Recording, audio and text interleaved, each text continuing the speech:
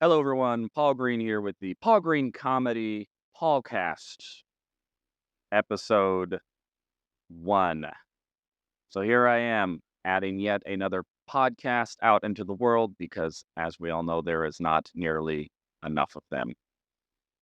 So, why am I doing this? What is my purpose? And when I really dive into that, mostly it's just because I've really stepped into this phase of my life where I realize life is short. In relative terms, I'm going to be dead soon.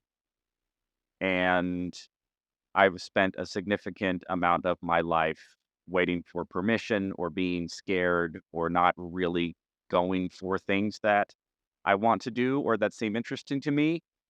And I just have had a huge awakening this year. It's been one of the most transformational years of my life. And I'm just kind of done not doing things when I feel like doing things. One of my guiding principles for about the last 8 or 9 years has been this idea of going for your dreams. I know that term gets used so much it almost doesn't have any meaning anymore. I mean, what does that really mean to dream about something? But I think that we collectively kind of have an understanding of what going for dreams means. And there is just so much packed into that, so much packed into what's been going on in my life.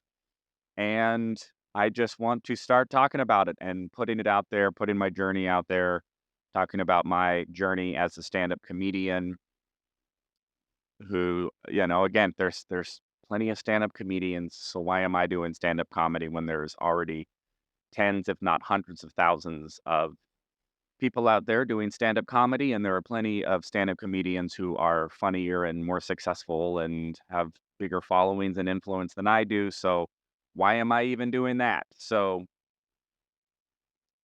we'll dive into all of that a lot more as I start to just communicate my journey and my thoughts and feelings on being a, stand-up comedian, an actor, an improviser, and now a podcaster. One episode, I heard some stat. You'll have to fact check me on it about what the exact numbers are, but it's something like 90%, let's just say, of all podcasts don't get past one episode, which means they film an episode and don't release it, which is really funny because earlier this year I started another podcast with a friend of mine who's incredible. And, we filmed maybe about 3 episodes and, we started to kind of talk about editing and formatting and all of that stuff. And then it just kind of fizzled out. And so those episodes were never actually officially released, although I thought they were really interesting. That podcast dealt exclusively with going for dreams. We were going to call it the Million Dreams podcast. So taking that sort of philosophy, that concept, but now just tying it more closely to my journey as a stand-up comedian and an actor. I currently live in Phoenix, Arizona. I lived in Los Angeles for a while and had some incredible experiences out there, and I'm having incredible experiences here in Arizona. I've been cast in a couple of commercials recently. Some of them are airing, and one which I can't talk about should be airing here pretty soon. I booked a handful of commercials in California. Never really got any sort of bookings on the television movie side, which was always a big dream of mine, which was to end up on a sitcom, which I think is probably most comedians' dream. I still have that dream, still pursuing that, and pursuing my stand up comedy career, my acting career, just now here in Arizona.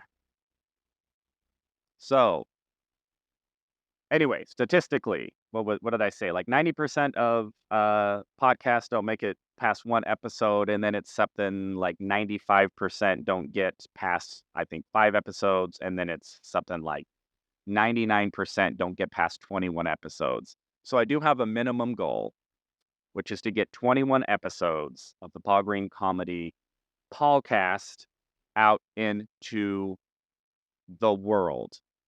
I have no plan. I have no strategy.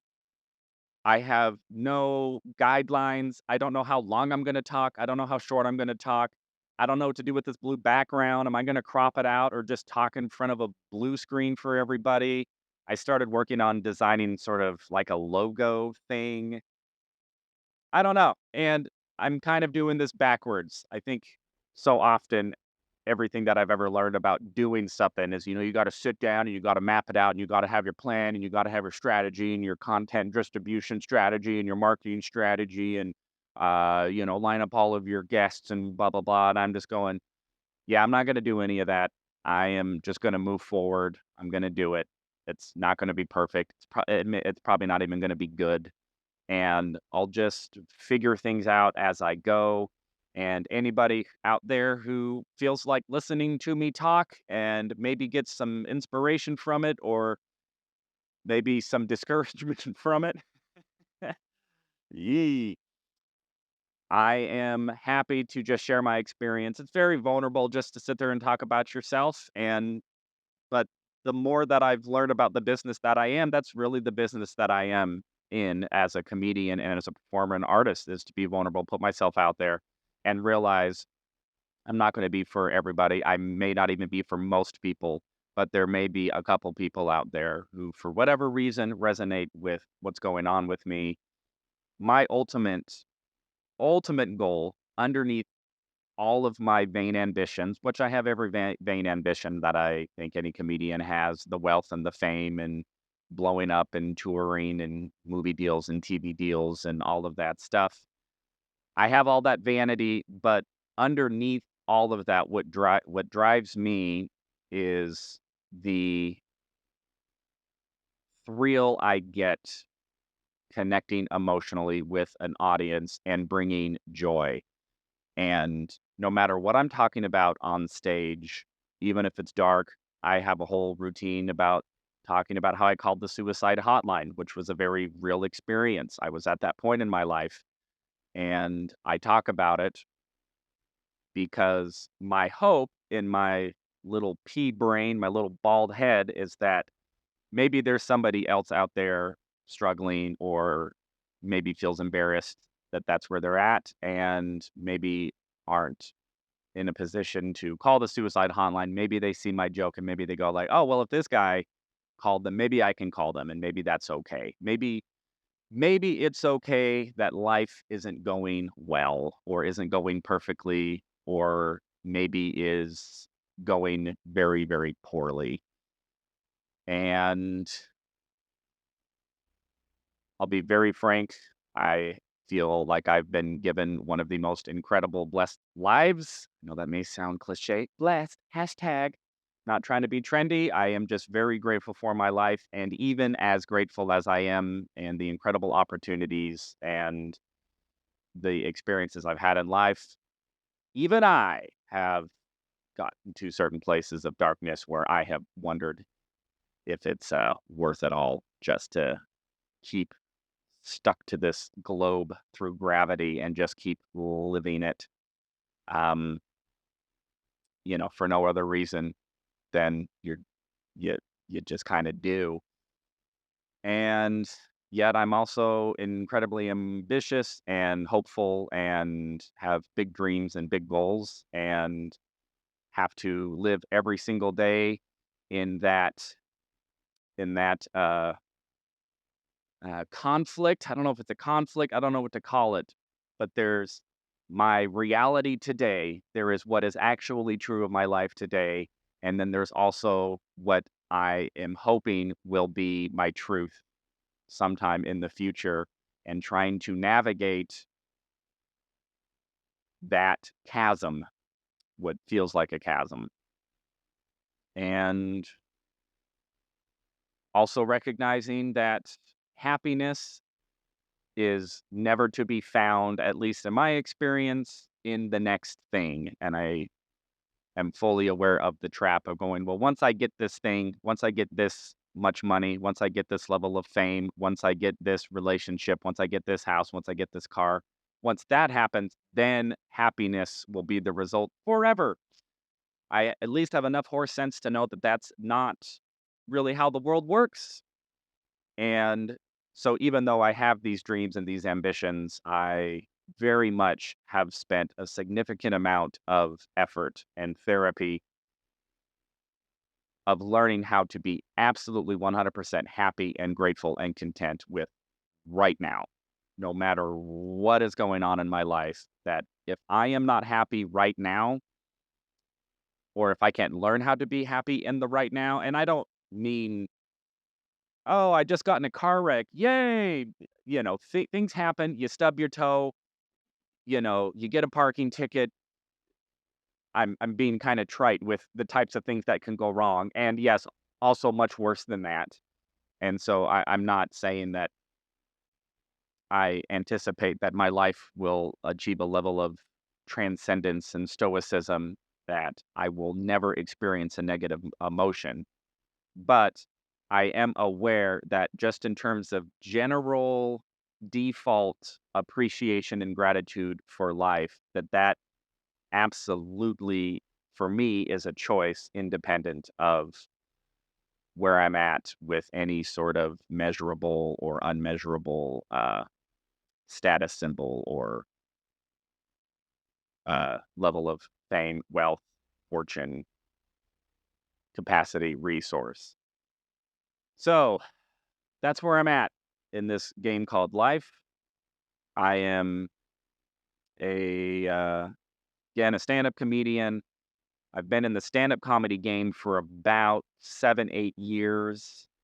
I've had some great experiences. I did improv comedy and do improv comedy, so that's how I got my start in about 2008. So I've been in the comedic performance slash acting slash entertainment game in some capacity or another. I'm also a musician. I've played in cover bands, that sort of stuff. I've been a musician my whole life, so that even extends my entertainment career to many more years than just when I started doing comedy. But if we just focus in on the comedy, acting, and performance, that really started for me in about 2008 when I started performing with an improv troupe, which is now in Mesa, Arizona, called The Jesters. And I still perform with them to this day. Matter of fact, I have a performance with them tonight. I will get done with this podcast and go do that performance.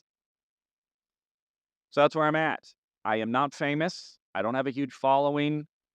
It's the struggle at this stage is very much real in terms of trying to get gigs, trying to get paid, trying to get an audience to shows, trying to get anybody to care about you because it is such a saturated industry.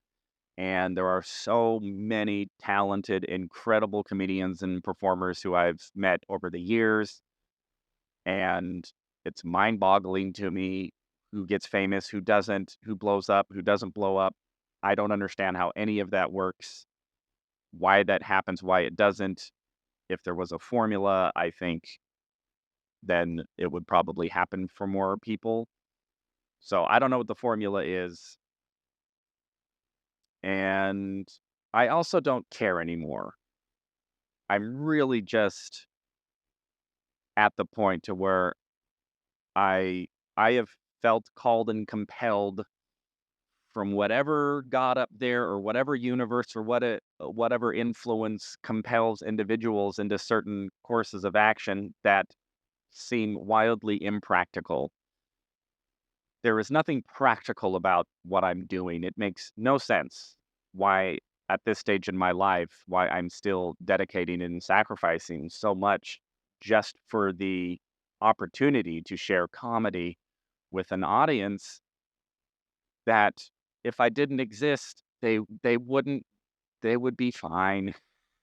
I mean, that's just the reality.